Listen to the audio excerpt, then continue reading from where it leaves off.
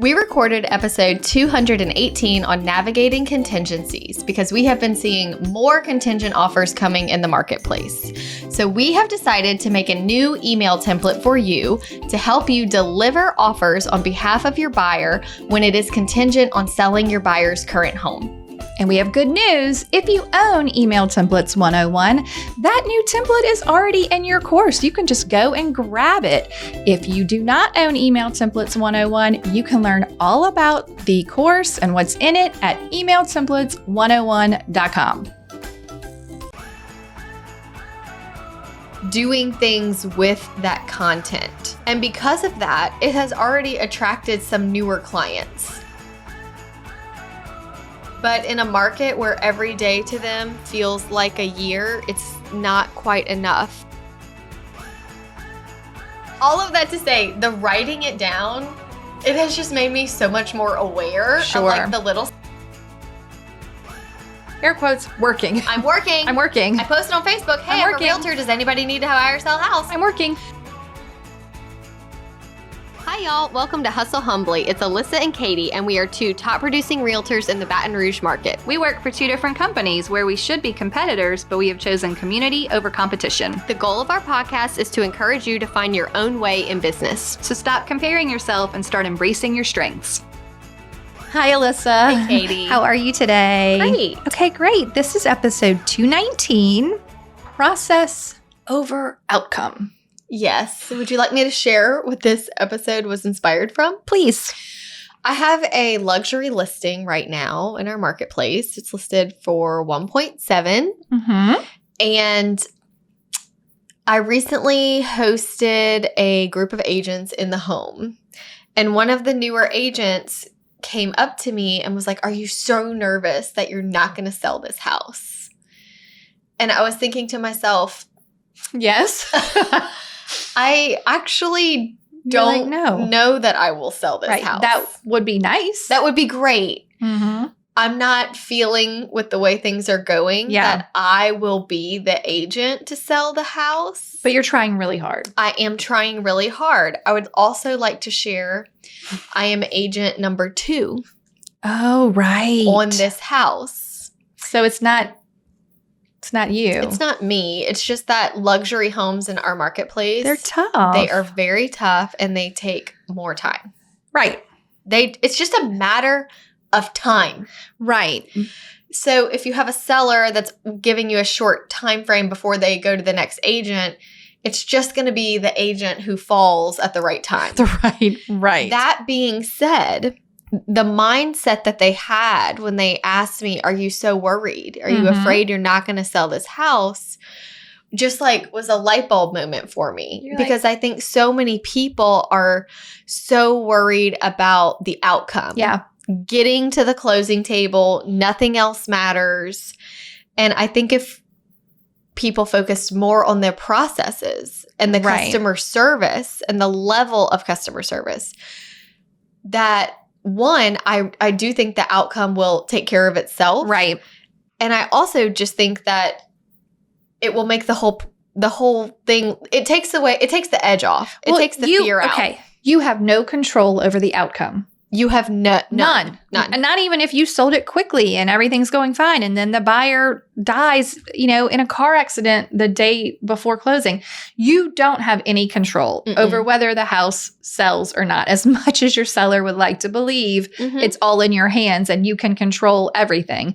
You don't. But if you're focused on the process and doing what you know that to be the right things to do, whether it's for a buyer or for a listing, then you're right. The outcome will take care of itself, right? And the process is really full of a lot of good nuggets. Yeah. For example, because I have this listing, I have gotten tons of great social media content. I'm at the house a good bit. I have to be there for showings. I'm always getting videos and pictures and doing things with that content.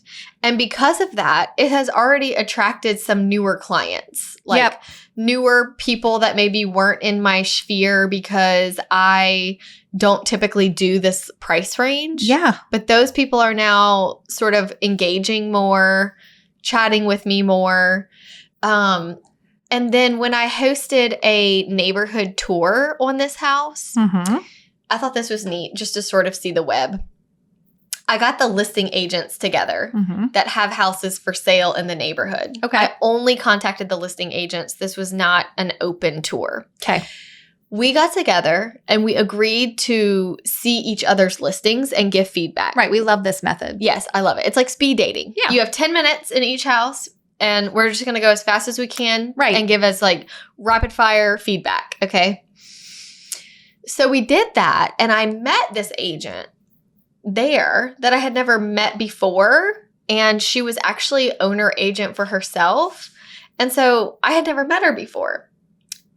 But through meeting her a few weeks later, she was showing one of my other listings that's like 700,000. And she called me. She didn't just schedule an appointment through showing time, never hear a word. It was like, oh my gosh, hey, I'm so excited to be Yeah, it's me. We just, I'm so excited to show one of your listings. Tell me about the house. And I was like, tell me about your client. And she did. And like, they're still thinking about it. So it's like, I think having that, it was just another way to get your face. It wasn't for nothing. Right. Because real estate work that exact activity doesn't result in that exact closing. No. But if you're doing it well, it could have ripple effects, right, in your business. Yeah. And I think sometimes we're so quick to label things as a waste of time. Or a failure. Like, Oh, an expired listing is a failure. I failed. A withdrawn listing is a failure.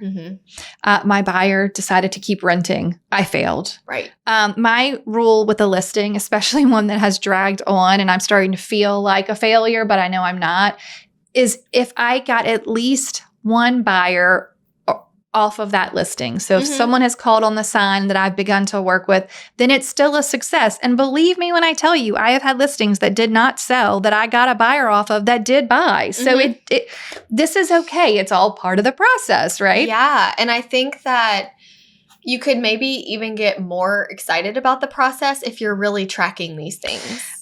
Yeah, for sure. I have another example of that sort of scenario. I don't do rental listings as like a big part of my business. Right. But if I have an investor client, they buy something they want to rent, I will rent it out for them really more as a favor, like a service of us being, client, whatever.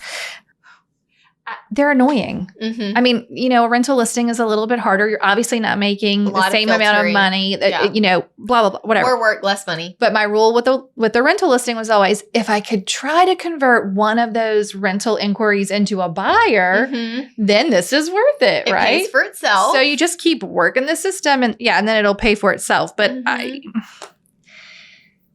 the work you're doing as a realtor every single day is, as long as you're working, it's creating more work and more income for you down the road, whether it's that house or another house or posting social media content because you're in the agent tour or like it is working.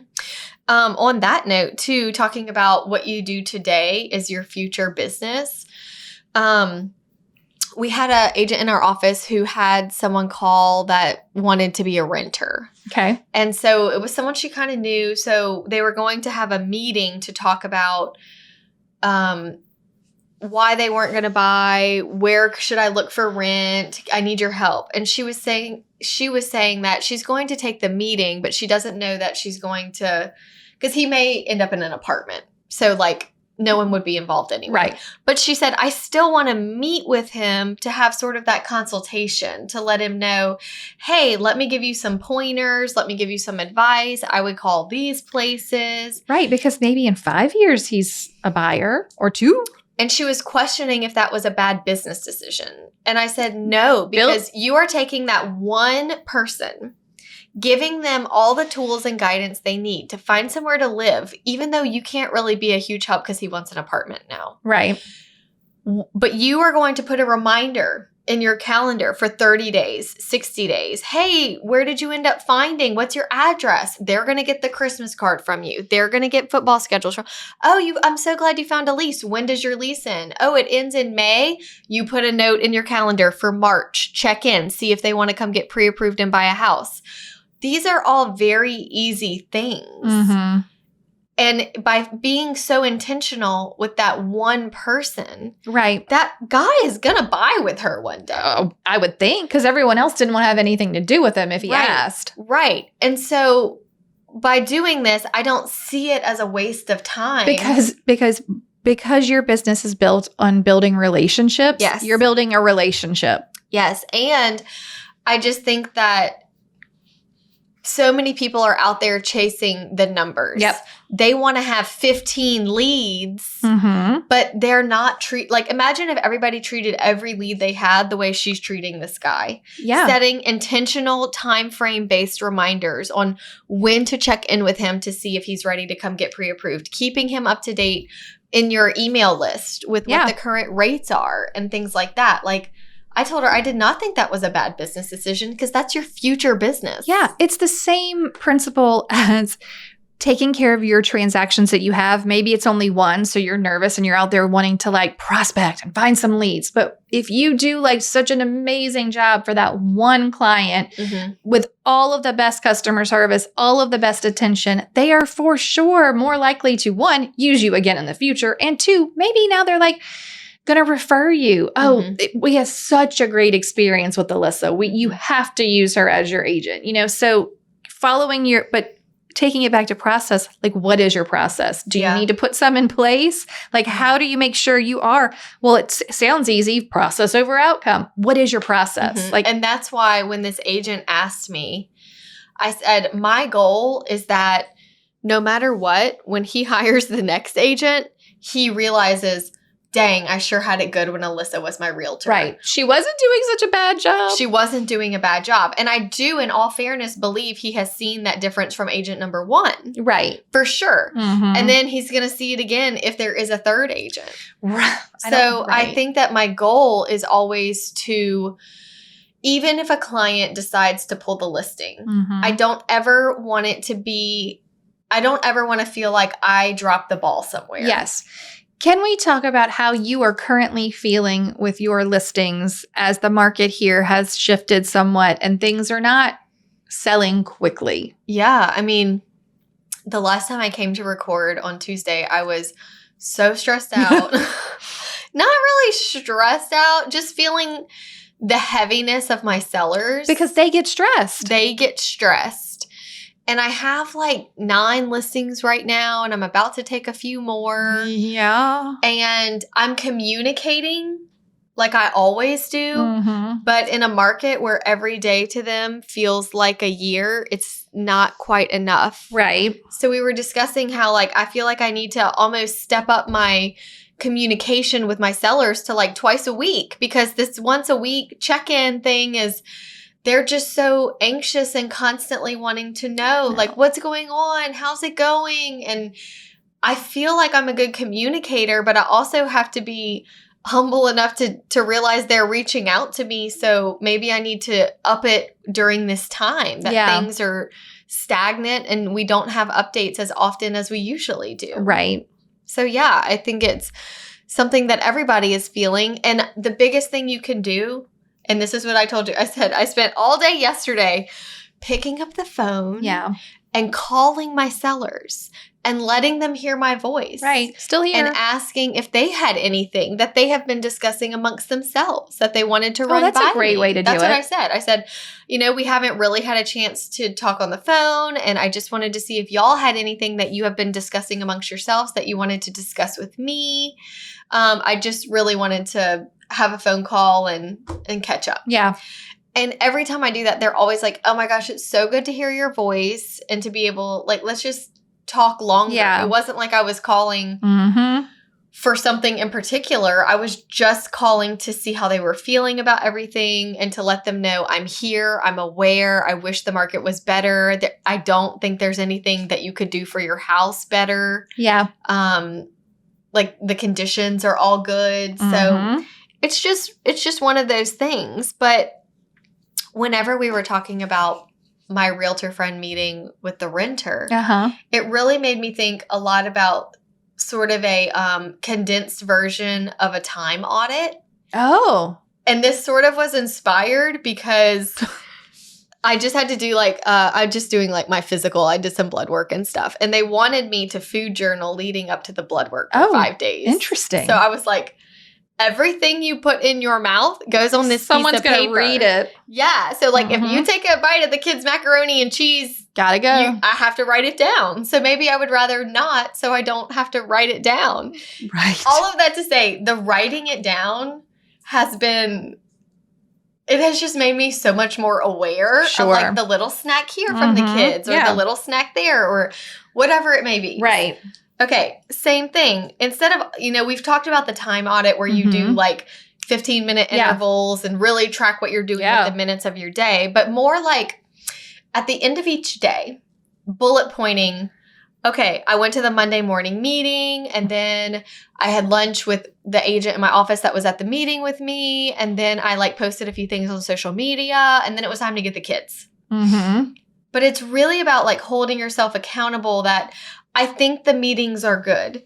But like if you're only spending time with realtors, they're not going to use you to buy a house. No, unlikely. So maybe it's about like, what did I do today to form some sort of relationship? Right. Did I go through my database? Should I have gone to that luncheon I was invited to and maybe met some other new faces? Mm-hmm. Should I have volunteered at the kids' school? What should I have done today? And it could have been something as small as, well, today I wrote 1 letter. Mm-hmm. Or today I checked in with 1 friend. Right. Whatever it may be. But at the end of the day, really writing down what you did and asking, is that going to help my future business? Right. Because the thing with real estate is that there are a lot of things that give you a very false sense of security. That make you feel like I'm doing my air quotes, working. I'm working. I'm working. I posted on Facebook, hey, I'm a realtor. Does anybody need to buy or sell a house? I'm working. I went to the office. Yes, but did you talk to any human beings that were not realtors? Right. Did you look into an open house? Did you go tour some new neighborhoods and take some video or photo content of you actually working and not just begging for the work by saying, I'm a realtor, call me? Right. So it's like evaluating what you're doing with your time and really asking the question, is this something that would help my business? Yes. What is the quote that people say? What is one thing you can do today that future you would thank you for, right? Yeah. Like, what is something you could do today that future business you would be like, yes, you sent those, football magnets and people love them and they reached out, or yes, you sent 5 new market reports to your database, or whatever it is. Like, what's something you could do today that future you would be so happy that you did it, right? Right. Because database work, especially building a relationship, these things take time and they are a process. Mm-hmm. And if you're not, you can't just all of a sudden one day pick up the phone and be like, I have decided today is the day I'm going to talk to everyone in my database and surely one of them will buy or sell. No. That's absolutely not going to happen. It's a long game. Yeah, very long game. But all of real estate is, whether you're selling a listing, working with the buyer, working with your database for it's all long. Right. Hey, community members, listen up. This announcement is just for you. So in the Hustle Humbly community, we have recently started having member-taught mini classes. We've had 3 so far, and they have been so good. So good. So we're looking to see if any of our other members have a class they would like to teach. And I would also like to give a toast, a mid-episode toast, to these wonderful member teachers that we had. So let's talk about what they did. We had Randy recently do an open house email funnel class. Yeah, that was a good one. So good. Who else? Julie Ray taught us how to market her subdivision using her dog in her marketing. That's correct. That was really entertaining. So cute. And then lastly, we had Nicolette teach us how to make a website using Canva. It blew my mind. And all of these things, seeing how other people are actually implementing them, was so helpful and simple. So simple. We like simple here. Yeah. So cheers again to Randy, Julie Ray, and Nicolette. Maybe you are the next person to teach a class in the Hustle Humbly community. So how do they do that, Alissa? So shoot us an email to team@hustlehumblypodcast.com. Yep. That's team at hustlehumblypodcast.com and let us know what you would like to teach. We do one member talk class per month in the community. Yes.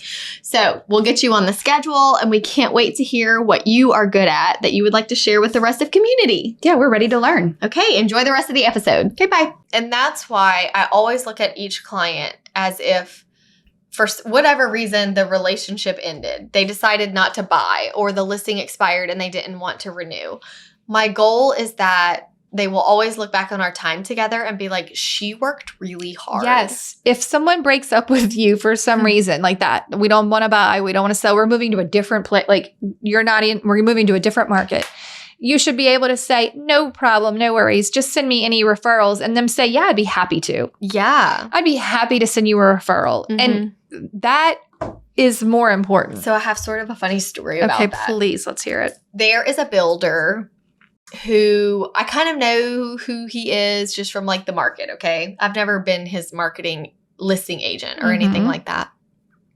But one of my buyers did purchase one of the homes he built. Okay. His marketing team was delightful. Okay. Lovely. I enjoyed working with the builder. I enjoyed working with his realtors. So I get a call. I closed this thing months ago. Okay. I get a call from a girl who needs to sell her house. And I'm like, okay, do you mind me asking who referred you to me? Because I was not familiar with who she was or anything. And she was like, actually, it was so-and-so, the builder. And I'm like, he referred you to me? And she was like, he did. He said to give you a call. And I was like, well, that is so kind. I just love working with him. He has realtors that list his properties? Yeah. This is fascinating. And other realtors that he has plenty of relationships with. Okay. But for whatever reason, through that transaction we did together, and he did comment throughout the transaction, like, thank you for being so on top of everything. It was your email templates. It's the email templates. Which are a process. And I think that he referred me a buyer, a listing, a really good listing. And I'm like, this is really interesting. Uh-huh.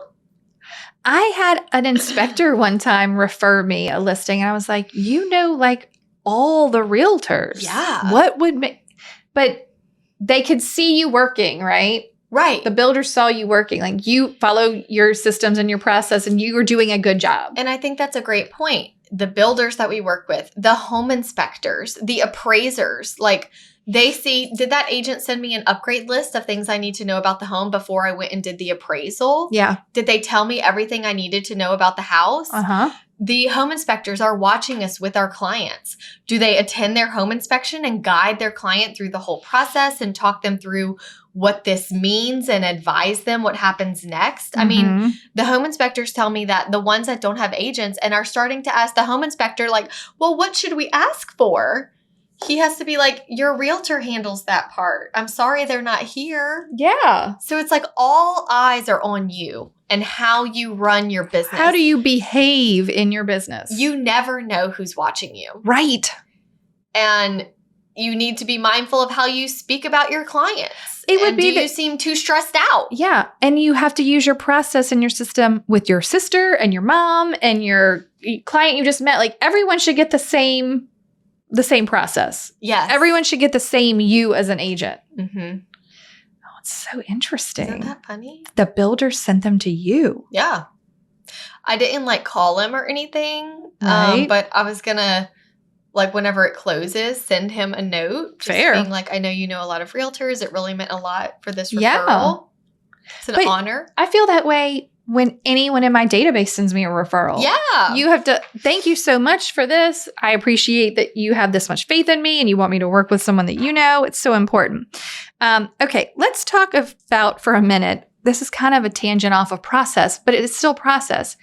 I think that as the market has shifted, and we might need to do a whole episode on this, there are parts of the process that were lost, if you will. Yes. Like, we did the whole episode on contingencies recently. It was like a lost art if like this is not happening in the market we're just coming out of. But the loan process, I think that there are a lot of agents, I'm sure, if you came into the business in the last 3 years, what am I saying? Maybe in the last 10 years, you don't maybe you've never had a buyer use an ARM, or maybe a 2-1 buy down is like Greek to you, right? Like you're like, I don't even know what all of this means. But your buyer clients also don't know what any of this means and don't realize that these are options for them to be able to. I think there's going to have to be this time here where we're all like, hey, do you remember this part of the process we used to do? Right. Like we need to get back into this. Loan creativity specifically. I think we should do maybe a whole episode on that. Or open houses. Maybe you didn't have to do any open houses during that time, right? And now it's time to put the open house back in. Do you have a process for that? Do you tell the seller, I like to wait 2 weeks. I like to do it right away. I only like to do it once a month. Like what's the process? And then stick with your process. I just think it's interesting because as the market changes, so too should your processes. Yeah. It will force them to. Just like as the market has changed, I feel like I need to somehow check in twice a week, maybe on Mondays and Fridays. Right. Like your listing check-in obviously has to be longer or more because your listing is listed longer. Yes. The process changes when the market changes. Fascinating. I have a story. I can't wait to hear it. This is another agent that I'm friends with, and she's been in the business a few years, and she's just really good at focusing on the process. Okay. She wants to wow people with her service. And whether or not here's the thing. She said it always leads to a closing. Oh. Whether or not she closed that one, it led to either a future referral. Okay. Like something came from it. Okay.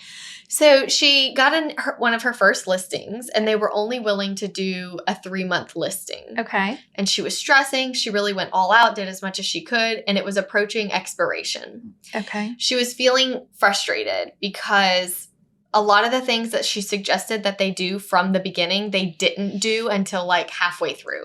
Because the feedback started coming in, saying what she had told them to do, but they didn't listen the first time.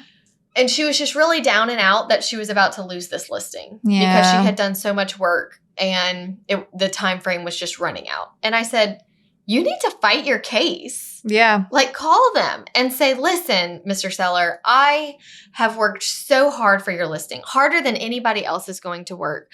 We have just recently gotten the house where it really needed to be from day one. Right. The suggestions that you have made are all things per my email that I told you to do 2 months ago. And so it just wouldn't be right if now that the house is ready, you take it and give it to another agent. Right. And then they get to sell it. Please give me 3 more months. Okay. And they were like, absolutely. I love that. Yeah. Did they do that via email? They called. And they were like, you can't do this to me. Yeah. She was like, I just wanted to propose something, to give you something to think about. Because they had told them basically, we're going to go get another agent. They were like, well, they had told her from the beginning, you only have 3 months and we're switching. Ah, I see. So she knew that this was not a renewal situation, and she had accepted that. Oh, right. And I told her, I said, no. No. Over tacos. We were eating tacos. You are not going to accept this. You are not going to accept this. I said, I know more about this listing because I have seen it all over the internet because of you. And all the times you post about it and all the tours you've done and all the times you've held it. I know about this house. And it's not even in my city. But I know about it because of you. Okay. And I'm invested now, and you need to keep this listing. I love it. I know. So it's still on the market. We don't have the end. Okay. Yeah, no ending. My stories lately, man, y'all, they just... They're so indicative of the market. There's no ending. It's like, well, maybe a buyer will come along.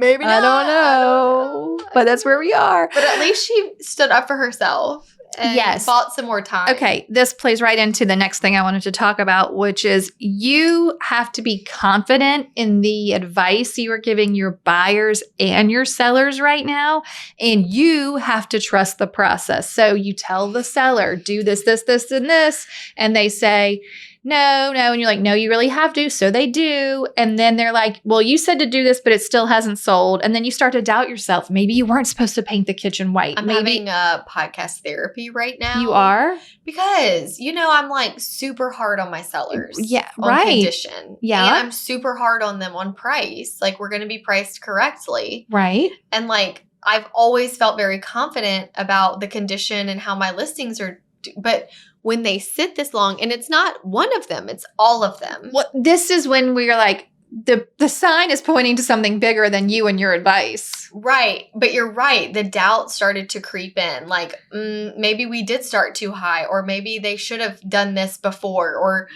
things that didn't matter. Maybe they do matter now. So I'm just having podcast therapy listening to you talk right this now. is true. You have to be confident because you know that your suggestions are backed by years of data of the market, right? Mm-hmm. Of watching buyers see a house. What do they react to? What do they not like? Of, pricing houses, many, many, many of them. And your sellers are going to make you doubt yourself. Mm-hmm. They're going to say, well, you said to do this and it's not working, or you said to do this and it's not working. I will remind you, one of my favorite things to say to sellers is, if your house doesn't sell or isn't showing, it's typically price related. Mm-hmm. If you have lots of showings and no offers, it's condition related. Okay. Mm-hmm. If nobody shows up, it's price or market related, right? Because there is a number by which every house will sell, right? Yeah. Might be below market value. I like that. But if there's no one coming, it's price related. If there's no one making an offer, but lots of people have seen it, there's something holding them back with the condition, right? Right. Because the price is what gets them in the door. Yes, obviously the photos, but that's kind of the general thought process. Right. Now, again, you have to be confident with your seller and be able to sit, you're not going to like this, in the discomfort. I'm sitting in it. I know. I'm bathing in it. You're like, hey, I know it seems like it's been a while that we're on the market, but here's the market report. Other listings in your neighborhood in the last 3 months have taken 90 days to sell. Mm-hmm. We're on day 10. Right. These numbers aren't fictitious. Remember, throw data at them. Yeah. You have to throw data at them. This is a really good time to remember that you don't say things like, it's my opinion. No, never. Or I think that we should. You need to. No. It's all about speaking from a factual place. Yeah. When they're stressed, you say, let's look at the market. This is what the average day on market is. These are the houses. There are, 17 houses active that meet the same criteria as you. We're the third highest price. Right. So if you were the buyer, look through your buyer goggles. Which houses would you go see? Mm-hmm. Which ones would you make an offer on? What are you like? You have to put yourself in the other party's shoes. Mm-hmm. And I think that you literally have to say to them, they have to trust the process. Mm-hmm. Like, the market is not selling in 2 days right now. No. So if your neighborhood said it's going to be 65 days, on day 30, you cannot panic. Mm-mm. Somewhere along the way, the right buyer is going to show up. I have a few listings. Let's say it said 65 days and we're at 110. Yeah, then we're just really analyzing what we need to do. And every house in that situation is different. For sure. What is it going to be? Is it going to be the price? Does it need some staging? Does it need different photos? Is it going to be a little bit of a combination of each thing? Right. So I know.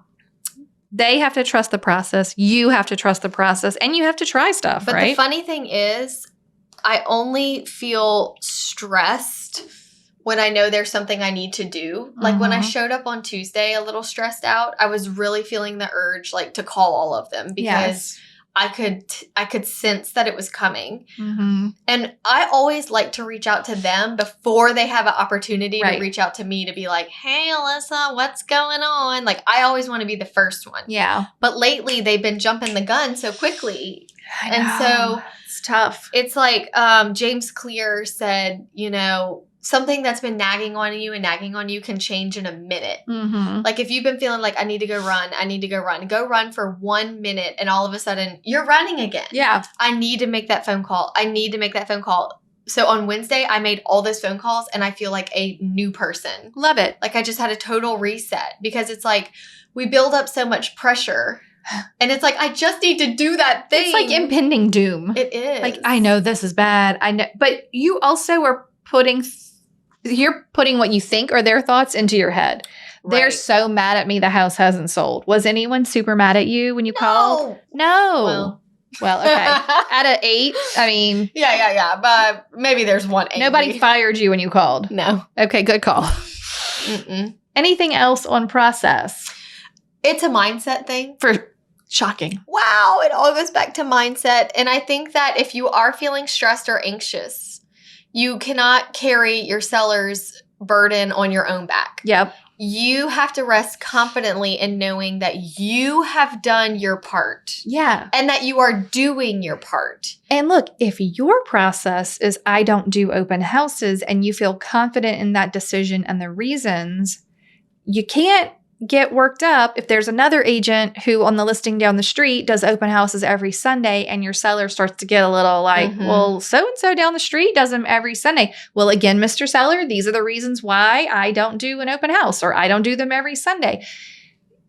Not everyone's going to do it exactly the same. So there's a lot of opportunity, again, for comparison. Absolutely. Right? So it's really just about, if you don't have processes in place, get a few people together in your office and be like, what is something we can do once a week to check in with our sellers and just make sure that we are serving them well so that if the time comes when we go our separate ways, they will always remember how hard we worked. For sure. Or like that is the goal of the meeting. The goal of the meeting is not to get together to be like, how can we sell these listings? Yeah, because that never works. Because if you focus on the process, you have a much better chance that the outcome will come. I think that the process is not just listings. We're focusing on that a lot, but even for buyers, when the rates are high, like what's your process for keeping in touch with these people? Like, how do you handle it if they can't find what they're looking for? Is there a process where you can go and send a letter to a neighborhood or like, yes, you have to get creative when things are a little bit tougher, but what is the process for that? It's sort of like Tanner. He's always like, focus on the process, not the outcome. So like, if you're like, I want this number to be on the scale. Right. And every day you get on the scale and you check your number. And every day you get on the scale, but you're not really doing anything. You're just checking the number, focusing on that number. I'm going to really focus on this number and get this number down. If you would never focus on the number and you would only focus on your processes throughout the day. Yeah, like what did you eat today? What did you eat today? Did you move? I'm going to focus on drinking more water. I'm going to focus on going on a 10-minute walk after each meal. If you focus on the process, the outcome just works itself out. Takes care of itself. Yeah. I love that. Okay. Such good advice. Yeah. Did you get it all out? Yeah. You feel better? Do you feel better? Yeah. Okay. I love that. Okay. Are you ready for a toast? I'm ready. All right. Today's toast is from Aubrey Dill. Okay. And Aubrey is toasting to Naomi Codark in Arlington, Texas. Cool. You may recall we've toasted Naomi before, and I'm happy to do it again because every single Monday, do you know what her process is? She shares us. She tags the Thank show you for sharing us, Naomi. in her stories every single Monday. We love seeing that. Love it. I mean, never missing a Monday. Thanks, never Naomi. miss a Monday. Okay, so Aubrey says, I would like to toast my previous mentor and now friend, Naomi. I honestly don't think I would have made it through my first year and a half of real estate without her. I've never met someone so kind and willing to help others, and she deserves all the success in the world. Thank you for all you do, Naomi. That's so sweet. So cheers to Naomi, and thank you to Aubrey. And, just get out there and stick to your processes. You'll be okay. Recheck them. Yes. You'll be fine. Bye, guys. Bye.